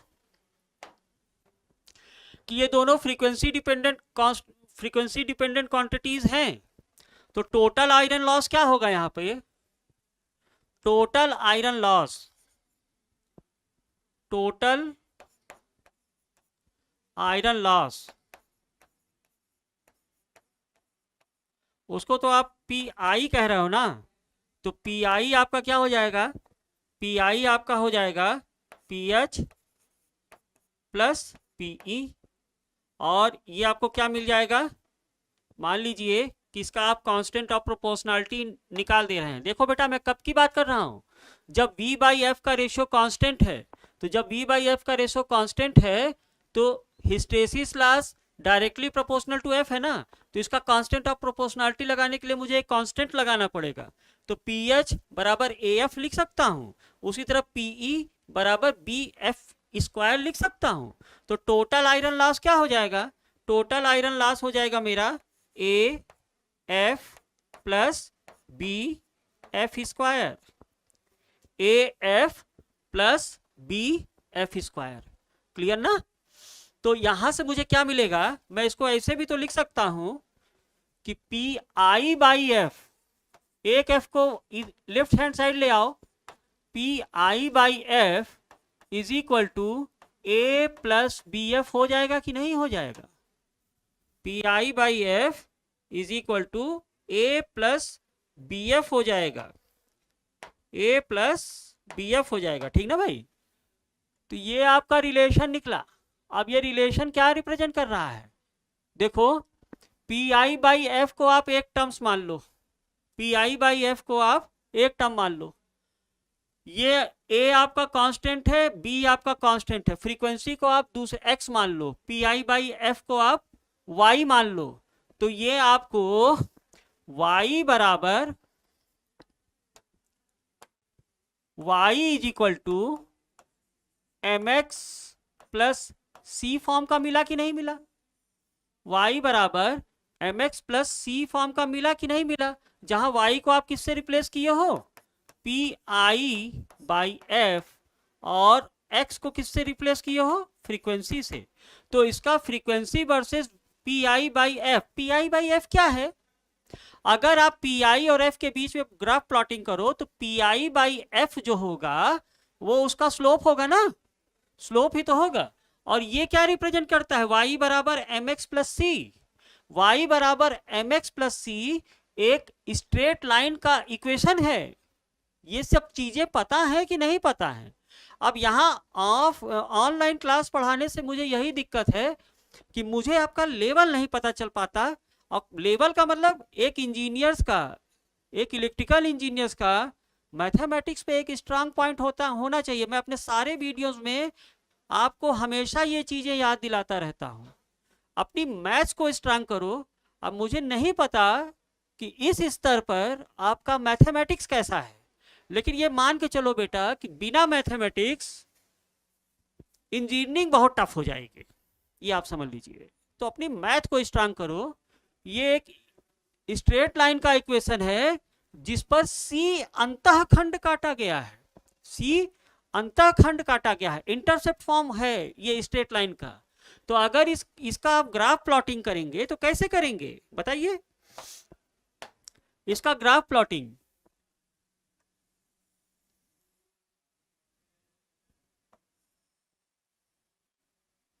है ना।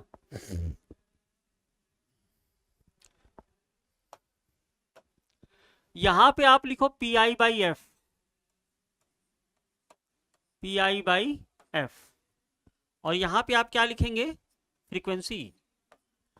तो ये intercept form of straight line है ना, तो इसका जो इक्वेशन होगा, इसका जो ग्राफ होगा वो कुछ इस फॉर्म का होगा।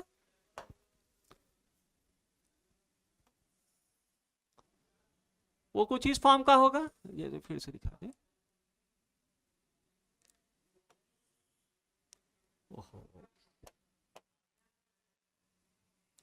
वो कुछ इस फॉर्म का ही तो होगा बेटा, जहां पे ये इसका इंटरसेप्ट है, और ये कुछ इस तरह से आके निकल जाएगा। मुझे इससे मतलब है, मुझे इससे मतलब है, इसको मैं कह रहा हूं ए। देखो इस टर्म में अगर आप एफ की वैल्यू 0 रख दो तो वो यही पॉइंट तो होगा। इस पॉइंट पे जो पी आई बाई एफ का मान होगा वही तो ए से रिप्रेजेंटेड है, तो यहां से आपको ए मिल जाएगा। ए कैसे मिलेगा, वो ये स्लोप होगा, वो ये डिस्टेंस होगा बेटा, इसी को इंटरसेप्ट फॉर्म बोलना है। यहाँ पे C की जगह पे A है और M की जगह पर B है। अब इस इक्वेशन में M क्या होता है पता होना चाहिए। M इस स्ट्रेट लाइन का ग्रेडियंट है, स्लोप बोलते हैं उसको। तो आप डिफरेंट वैल्यूज के लिए आप इस M का मान प्राप्त कर सकते हो ना। M is equal to tan theta, है ना। तो M यहां से पता चल जाएगा, और यही M बराबर क्या हो जाएगा आपका, M बराबर B हो जाएगा और A बराबर C हो जाएगा। वेरी इजी है ना। ग्राफ प्लॉटिंग से आप जो भी आपको न्यूमेरिकल दिया जाए उस हिसाब से आप एडी करंट लॉस और हिस्टेरेसिस लॉस को सेपरेट कर सकते हैं। This is the method. मान लीजिए आयरन लॉस आपको दिया है, अब आयरन लॉस में हिस्टेरेसिस लॉस और एडी करंट लॉस दोनों है ना, दोनों हैं। तो दोनों होने के लिए अगर आपसे कहा जाए कि भाई कितना हिस्टेरेसिस लॉस होगा और कितना एडी करंट लॉस होगा, तो आप इस मेथड से ए का मान निकालिए और बी का मान निकालिए, ये आपको बी देगा, b is equal to m, है ना। इस वैल्यू पे पुट कर दो बेटा, है ना। तो हिस्टेरेसिस लॉस कितना हो जाएगा, हिस्टेरेसिस लॉस आपका हो जाएगा p h is equal to a f, और पीई कितना हो जाएगा, पीई हो जाएगा आपका बी एफ स्क्वायर। यानी ए और बी का वैल्यू निकालना है आपको केवल, है ना, और इस फार्मूला में पुट कर देना है, इस वाले फार्मूला में, ठीक ना। ये कब है, ये आपको कब मिलेगा, जब v बाई एफ का रेशियो कांस्टेंट है, v बाई एफ का रेशियो कांस्टेंट है, ठीक ना। दूसरा केस आता है, केस 2 देखो, केस 2,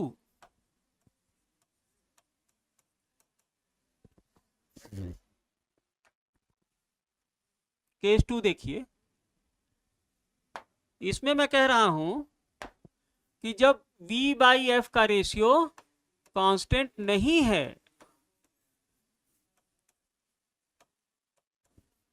जब v बाई एफ का रेशियो कांस्टेंट नहीं है तब क्या कीजिएगा आप,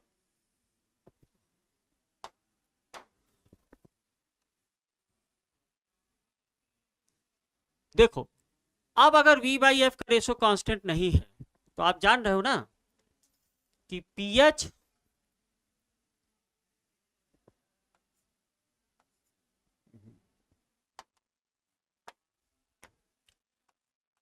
pH is directly proportional to bm to the power x into F है ना। आपका v बाई एफ का रेशो कांस्टेंट नहीं है, इसका मतलब bm आपका कांस्टेंट नहीं है, तो bm की वैल्यू अब आप रख दीजिए। तो pH is directly proportional to v by f to the power x into F हो जाएगा कि नहीं हो जाएगा। इस केस में जो pH होगा it is directly proportional to v to the power x f to the power 1 minus x हो जाएगा, एक्चुअली 1 माइनस एक्स, या आप इसको ऐसे भी कह सकते हो, it is directly proportional to v to the power x upon f to the power x minus 1, f to the power x minus 1।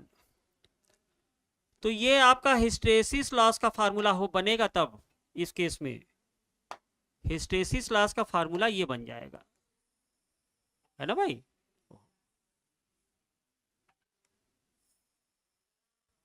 ये बन जाएगा बेटा, ये बन जाएगा हिस्टेरेसिस लॉस का फार्मूला, ये बन जाएगा। उसी प्रकार इस केस में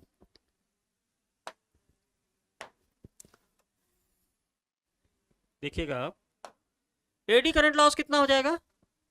आप जान रहे हो कि eddy current loss is directly proportional to bm square F square है, या आप कह सकते हो कि जो एडी करंट लॉस होगा ये हो जाएगा v बाई एफ का whole square into F square. यानी कि क्या निकला, eddy current loss is directly proportional to voltage का square. Eddy current loss is directly proportional to voltage का स्क्वायर।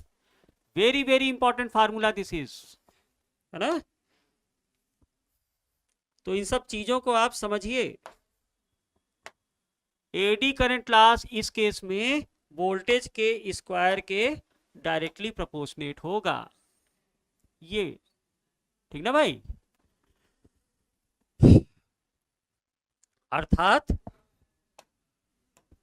अर्थात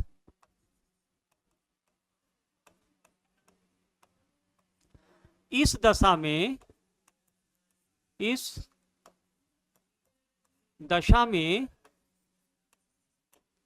एडी करंट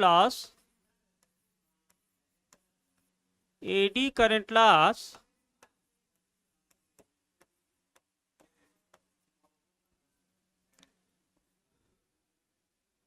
केवल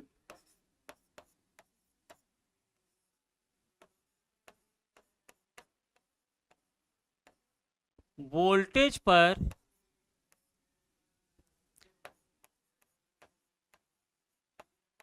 निर्भर करता है। Very important point. यानी कि अगर किसी ट्रांसफार्मर में आप केवल फ्रीक्वेंसी वेरिएशन करा दो, वोल्टेज को आप कांस्टेंट रखिए, तो एडी करंट लॉस उसमें हमेशा कांस्टेंट होगा। एडी करंट लॉस उसमें हमेशा कांस्टेंट होगा। अब इसी में सबसे ज्यादा इंपॉर्टेंट बात क्या आती है कि मैंने वोल्टेज को तो कांस्टेंट रख दिया। एक ट्रांसफार्मर को आप आउटपुट रेटेड वोल्टेज से ज्यादा तो वोल्टेज नहीं दे सकते ना, है ना। अब मान लीजिए कि उसके लिए उसकी कुछ रेटेड फ्रीक्वेंसी होगी, है ना। तो अब रेटेड फ्रीक्वेंसी को आप रेटेड वैल्यू से बढ़ा दो, ज्यादा कर दो, ज्यादा कर दीजिए, तो क्या आप वोल्टेज बढ़ा पाएंगे क्या। वोल्टेज को आप रेटेड वोल्टेज से तो ज्यादा नहीं कर सकते ना, लेकिन फ्रीक्वेंसी को आप चेंज कर दे रहे हैं, फ्रीक्वेंसी को आप बढ़ा दे रहे हैं। तो उस दशा में स्थिति क्या होगी। अब बच्चे इसमें काफी कंफ्यूज रहते हैं, मैंने देखा है अपने प्रैक्टिकल लाइफ में। तो थोड़ा इस चीज को समझो कि यदि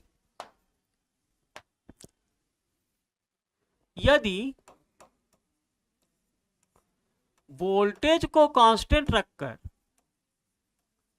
वोल्टेज को कांस्टेंट रखकर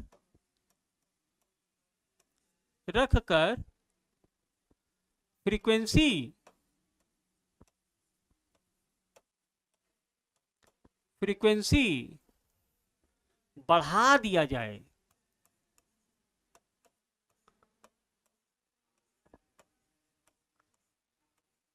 बढ़ा दिया जाए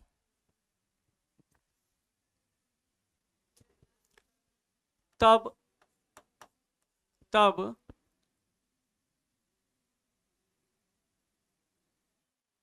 या फ्रीक्वेंसी बढ़ा दिया जाए तो आप समझिए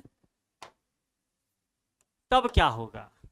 तो देखो बेटा, पहली चीज तो बिल्कुल फिक्स याद रखो, क्या होगा, एडी करंट क्लास हमेशा कांस्टेंट होगा। क्यों? आपने वोल्टेज पे कोई चेंज नहीं किया है, तो एडी करंट लॉस आप जान रहे हैं ये वोल्टेज के स्क्वायर के डायरेक्टली प्रोपोर्शनेट है, दैट्स इट, इस पे कोई फर्क नहीं आएगा। अब बचा हिस्टेरिसिस लॉस, तो हिस्टेरिसिस लॉस आप जानते हैं ना, वह सिनारियो ले लीजिए, ये जो x आ रहा है इस फार्मूला में, x की वैल्यू इन जनरल 1.6 होता है, x का मान कितना होता है, 1.6 होता है। तो इन वह सिनारियो मतलब x की वैल्यू को आप 2.0 मान लीजिए, IEEE ने इसको रिकमेंड कर दिया। आजकल जो मॉडर्न टेक्नोलॉजी में जो ट्रांसफार्मर बनाए जा रहे हैं, BM की वैल्यू को तो आपको ज्यादा रखना ही है ना, तो BM की वैल्यू को 2 मान लो, BM की वैल्यू को आप क्या मान लो, 2 मान लो। तो उस केस में हिस्टेरिसिस लॉस क्या हो जाएगा, देखो वोल्टेज आपका कांस्टेंट है, वोल्टेज आपका कांस्टेंट है, तो आप कह सकते हो ना, दूसरा बात क्या आ जाएगा, दूसरा बात आपका आ जाएगा कि ये जो हिस्टेरिसिस लॉस है, hysteresis loss it is directly proportional to 1/f हो जाएगा बेटा, it is directly proportional to 1/f। कब? व्हेन आपने क्या माना, x is equal to 2, x is equal to 2। तो इस दशा में ये बहुत इंपॉर्टेंट टर्म्स है, क्या कह रहा हूं मैं, कि फ्रीक्वेंसी के बढ़ने से, ये तब की स्थिति है जब वोल्टेज कांस्टेंट है और फ्रीक्वेंसी आपने बढ़ा दिया है। तो फ्रीक्वेंसी जब आपने बढ़ा दिया है तो हिस्टेरिसिस लॉस कम हो जाएगा। ऐसे आनन फानन में ना बोल देना कि फ्रीक्वेंसी बढ़ गया तो हिस्टेरिसिस लॉस भी बढ़ जाएगा। वोल्टेज को आपने कांस्टेंट रखा है, फ्रीक्वेंसी आपने बढ़ा दिया है, एडी करंट लॉस फिक्स रहेगा, कांस्टेंट रहेगा, क्योंकि वो वोल्टेज डिपेंडेंट क्वांटिटी है, फ्रीक्वेंसी डिपेंडेंट क्वांटिटी नहीं है। ये कब है, जब V/F का रेशियो कांस्टेंट नहीं है। तो V को आपने कांस्टेंट रख दिया, फ्रीक्वेंसी को आपने बढ़ा दिया, तो एडी करंट लॉस कांस्टेंट रहेगा, और फ्रीक्वेंसी के बढ़ने से, इसके बढ़ने से हिस्टेरिसिस लॉस क्या होगा, हिस्टेरिसिस लॉस घट जाएगा, हिस्टेरिसिस लॉस घट जाएगा।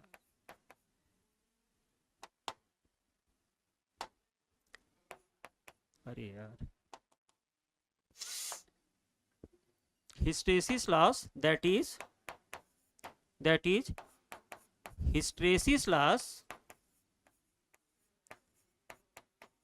हिस्टेरिसिस लॉस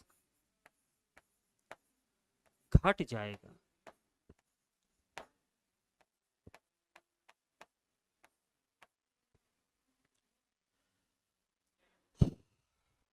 और इसी का यूज हम लोग मैनी अप्लायंसेस में करते हैं, जहां पे V/F का रेशियो कांस्टेंट ना मिले, V/F का रेशियो कांस्टेंट है, वहां पे ये इसका लाभ नहीं उठाया जा सकता है। आपको पता है कि इसका लाभ कहाँ उठाते होंगे हम लोग, इसका लाभ जनरली हम लोग मैरीन इंजीनियरिंग या एयरक्राफ्ट इंजीनियरिंग में इसका ज़्यादा यूज करते हैं।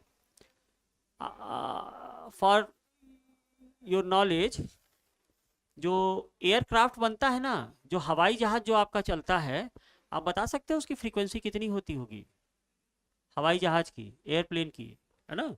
तो वहाँ पे हाई फ्रीक्वेंसी रखा जाता है, अबाउट 400 हर्ट्ज तक हम लोग चले जाते हैं एयरक्राफ्ट को उड़ाने में।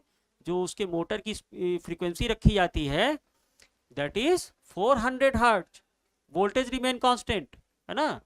तो उससे क्या होगा, हिस्टेरिसिस लॉस तो आपका कम हो ही गया है, और चूंकि वोल्टेज कांस्टेंट है तो एडी करंट लॉस और नहीं बढ़ेगा। और जितना ज्यादा फ्रीक्वेंसी उतना ही ज्यादा स्पीड। आप ये जानते हो कि नहीं जानते हो, किसी मोटर के लिए जो NS होता है दैट इज 120 F/P P होता है ना, तो मोर फ्रीक्वेंसी मोर स्पीड। तो स्पीड कंट्रोलिंग मोर स्पीड प्राप्त करने के लिए एयरक्राफ्ट में मैं हाई फ्रीक्वेंसी डिवाइस का यूज करूंगा। इट इज अप्रोक्सीमेटली 400 हर्ट्ज तक ही चला जाता है बेटा, 400 हर्ट्ज पे मैं इसको ऑपरेट कराऊंगा। इसीलिए देखते हो ना एयरप्लेन की स्पीड कितनी तेज होती है। तो वहां पे लॉसेस से मतलब नहीं है, आप इसका फायदा उठाइए, है ना। वोल्टेज जनरेशन ज्यादा होगा, फ्रीक्वेंसी बढ़ाओगे तो वोल्टेज जनरेशन भी ज्यादा होगा, है ना। तो एयरक्राफ्ट में इस टेक्निक का प्रयोग किया जाता है। क्लियर। तो लॉसेस में लगभग इतनी ही चीजें। अच्छा, दूसरा चीज, ये तो बात हो गई कोर लॉसेस की। अब आपका क्या बचा, आज मैं इसका थ्योरी करा लेता हूं, कुछ न्यूमेरिकल नेक्स्ट टर्न में करा लिया जाएगा, न्यूमेरिकल कर लेंगे तो और अच्छे से समझ में आएगा।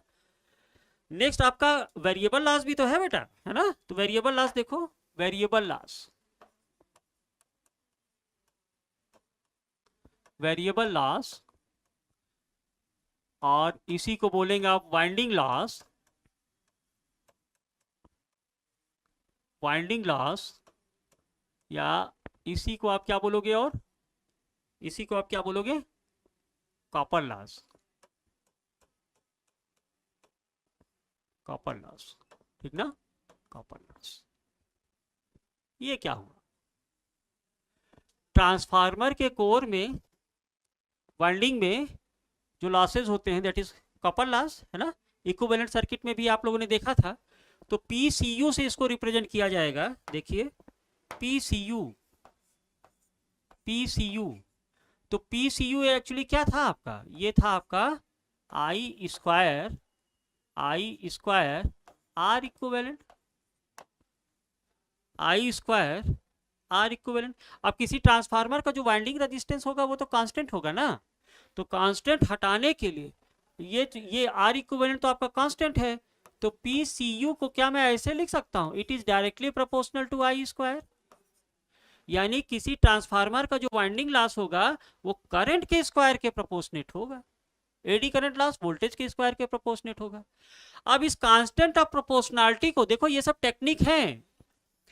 आपने वोल्टेज को तो कांस्टेंट कर दिया है ना कॉपर लॉस निकालने के लिए, केवल करंट वेरी कर रहा है। तो वोल्टेज को आप as a rated voltage constant मान सकते हो। यहाँ पे वेरी कौन कर रहा है कॉपर लॉस के लिए, करंट वेरी कर रहा है, तो वोल्टेज को आप कांस्टेंट मान सकते हो। तो क्या इस कांस्टेंट ऑफ प्रोपोर्शनलिटी को हटाने के लिए, अब ये आर्ट ऑफ टेक्निक है बेटा, इनका हम लोग खूब फायदा उठाएंगे। आप इसको ऐसे भी लिख सकते हो, p C you is equal to v square into i square. मैं कांस्टेंट ऑफ प्रोपोर्शनलिटी को हटाने के लिए इसको वोल्टेज स्क्वायर से मल्टीप्लाई करा देता हूं, क्योंकि कॉपर लॉस निकालने के लिए करंट तो मेरा वेरिएबल क्वांटिटी हो गया। अब वही सब इंडिपेंडेंट वेरिएबल डिपेंडेंट वेरिएबल की बात है, ये मेरा वेरिएबल क्वांटिटी हो गया, लेकिन वोल्टेज तो मेरा कांस्टेंट होगा ना। तो मैं वोल्टेज के स्क्वायर से इस कांस्टेंट ऑफ प्रोपोर्शनलिटी को हटाने के लिए इससे मल्टीप्लाई कर दे रहा हूं। अब मैं इसको ऐसे भी तो लिख सकता हूं कि P C you is equal to V I का होल स्क्वायर। अब वी आई क्या होता है, उसका कॉम्प्लेक्स पावर या एपरेंट पावर, है ना, या आप क्या कह सकते हो केवीए रेटिंग। किसी ट्रांसफार्मर के लिए यही वी आई ही तो उसका केवीए रेटिंग होगा, है ना। तो आप इसको कह सकते हैं कि जो किसी ट्रांसफार्मर का जो कॉपर लॉस होगा, PCU it is directly proportional to S square, या it is directly proportional to KVA का होल स्क्वायर। जो उसकी केवीए रेटिंग है, ट्रांसफार्मर की जो केवीए रेटिंग है, उसके स्क्वायर के प्रोपोर्शनेट होगा। और ये बहुत इंपॉर्टेंट है, इसको आप याद रखिएगा। जब अभी आगे एफिशिएंसी वगैरह पढ़ेंगे तो इसका हम लोग लाभ उठाएंगे, है ना। तो ये हो गया मेरा फुल लोड कॉपर लॉस का फार्मूला है, it is directly proportional to KVA square, it is directly proportional to KVA square, है ना बच्चों, directly proportional to KVA square. ये हो गया आपका, ठीक। ओ यार, यहाँ से ले ले, ये हो गया कॉपर लॉस का formula. And it is actually winding में जो लॉस हो रहे हैं उसको रिप्रेजेंट करेगा, डायरेक्टली प्रोपोर्शनल टू करंट का square and it is directly proportional to KVA rating का स्क्वायर, यानी ट्रांसफार्मर की जो केवीए रेटिंग होती है उस पे आपका वाइंडिंग लॉस डिपेंड करता है। तो लॉसेस में इतनी बातें हैं किसी ट्रांसफार्मर को, आई थिंक आपको बहुत अच्छे से समझ में आया होगा। तो सेमेस्टर एग्जाम में अगर इसका थ्योरेटिकल क्वेश्चन पूछे तो डिफरेंट कॉन्फ़िगरेशन हिस्टेरिसिस लॉस को डिफाइन करना, एडी करंट लॉस को डिफाइन करना, कितने तरह के लॉसेस होते हैं, तो जनरली ट्रांसफार्मर में 2 ही तरह के लॉसेस होंगे, हिस्टेरिसिस आयरन लॉस और कपल लॉस। आयरन लॉस में 2 तरह के लॉस, हिस्टेरिसिस लॉस और एडी करंट लॉस। और उसमें जो सिलिकॉन कंटेंट वाला जो चैप्टर है ना, क्यों मिलाते हैं, हॉट रोलिंग क्यों करते हैं, कोल्ड रोलिंग क्यों कराया जाता है, फिर सीआरजीओ का इस्तेमाल क्यों कराया जाता है, इन शॉर्ट सभी का जो मेन मोटो है वो बीएम को बढ़ाना है बेटा, क्योंकि बीएम आप जितना बढ़ाओगे ट्रांसफार्मर का साइज उतना कम होता चला जाएगा। लेकिन प्रॉब्लम्स क्या आ रही है कि बीएम को बढ़ाने से हमारा जो सिलिकॉन कंटेंट है वो कम हो जा रहा है, एडी करंट लॉस बढ़ जा रहा है ना। तो इन सब चीज़ों के ध्यान में रखते हुए एक परफेक्ट डिजाइनिंग, एक ऑप्टिमम डिजाइनिंग किसी ट्रांसफार्मर की क्या हो सकती है, यही लोग ट्रांसफार्मर डिजाइनर, ये दरअसल एक आदमी का काम नहीं है बेटा। जब मल्टीनेशनल कंपनीज में जाओगे है ना, तो डिजाइनिंग सेक्टर अलग है, कोर की डिजाइनिंग वाला अलग इंजीनियर कर रहा होगा। तो इंजीनियरिंग का मतलब ही है ग्रुप वर्क। आप लोग ग्रुप में सारे काम करिए, सारी फंक्शनलिटी निकालिए, तब एक चीज़ तैयार होती है ना। तो इस तरह से आपको देखना है। नेक्स्ट लेक्चर में हम लोग देखेंगे एफिशिएंसी ऑफ ट्रांसफार्मर, थोड़ा पढ़ लेंगे, तब उसके बाद हम लोग समझेंगे कि what is core type transformer and what is shell type transformer. Clear? तो नेक्स्ट लेक्चर में एफिशिएंसी ऑफ ट्रांसफार्मर। ठीक, धन्यवाद।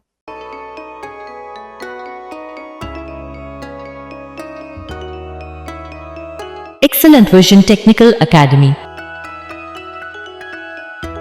Excellent Vision online app Google Play Store से download. Branch office plot number 198, house number 504 by 398. Mobile 945495100370802452228960528475.